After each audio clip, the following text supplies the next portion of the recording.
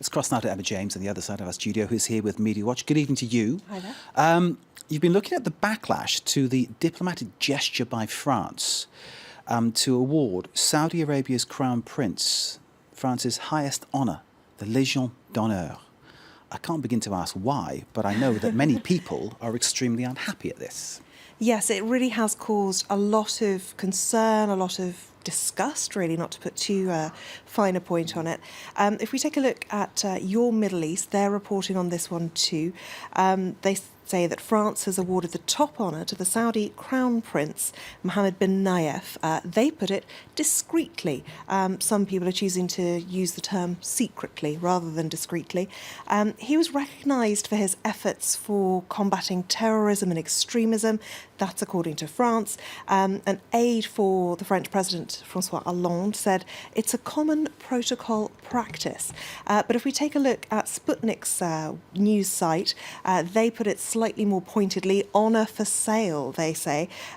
Just 2 months ago, the French government was among the most vocal to speak out outside of the Middle East in its condemnation of the mass executions that we saw in Saudi Arabia, where 47 people were put to death on New Year's Day. So France, very vocal then, and suddenly this is a very big turnaround. That included the Shia cleric Nimr al-Nimr as well. Part of that was the huge controversy across the Middle East. Yeah, huge repercussions across the Middle East, and people really feeling that this was a step too far when it comes to diplomacy and turnarounds.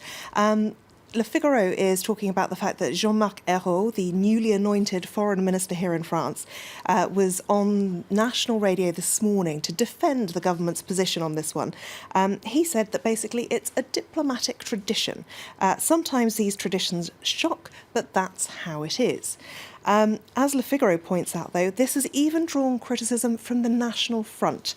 Party leader Marine Le Pen has said that this discretion used here by the French government may mean that the president is ashamed, or perhaps he's not sure that the decoration is actually merited. Gilbert Collard is another National Front politician. He's tweeted about this particular subject, saying that basically Russia's Vladimir Putin is going to be laughing. Indeed, indeed. And one wonders what people who've worked hard to receive the Légion d'honneur make of this, because some people will do a life's service in many ways to charities, to people, to the good of France and beyond. They get the Légion d'honneur, and suddenly the Saudi prince gets one for being, well, the wrong side of what people would say is the right place to be. Indeed. What's next? Well, continuing with the theme of Saudi Arabia, just looking at some of the reactions from members of the public to this, because it's something that people have reacted to worldwide, not just in France.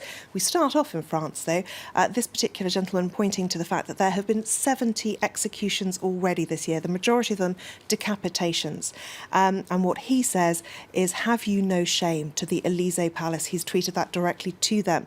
And the word shame, or honte, became a trending hashtag here in France over the weekend because of this very story. Of course, the decapitations in Saudi Arabia, it's done with a sword. Yes.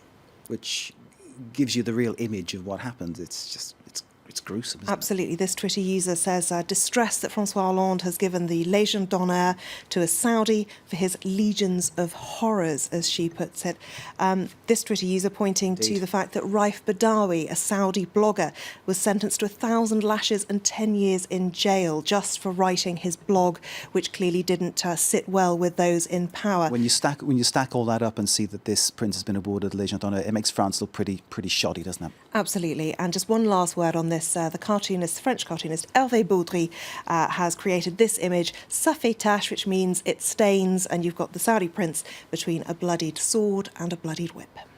Tell us why Bernie Sanders, the Democrat presidential hopeful, is in shtuck. Well, it's not shtuck so much as just he's getting a bit of criticism, and it might seem a little unfair when you look at what's happening every time there's a Republican debate. There is so much mud throwing, insults, generally very unpleasant behaviour. However, he is being deemed to have been a little aggressive last night when facing off against Hillary Clinton.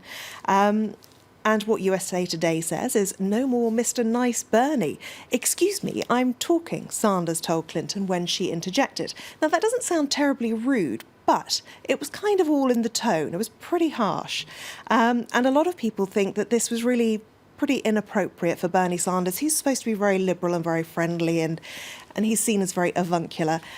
What Vox has to say is that he looked bad because it came across as a man shouting down a woman. So maybe it's all just a little bit of sexism. Okay. Bernie does that a lot, doesn't he? He does. Points his finger. He does. The finger's famous. There is a tweet out there saying that it's like there's a third member on the stage. And if you do that, you come across as quite aggressive, don't you? It's another thing that adds to that sort of aggressive attitude and perception, really, when it comes Emma James, to I will never point at you. Thank you very much indeed. Emma James of MediaWatch, great to see you. Delano, I'd never point at you either. Thank you. Delano D'Souza with the business. And I will never point at you, the viewer. Thank you for being with us. Do stay with us. More to come.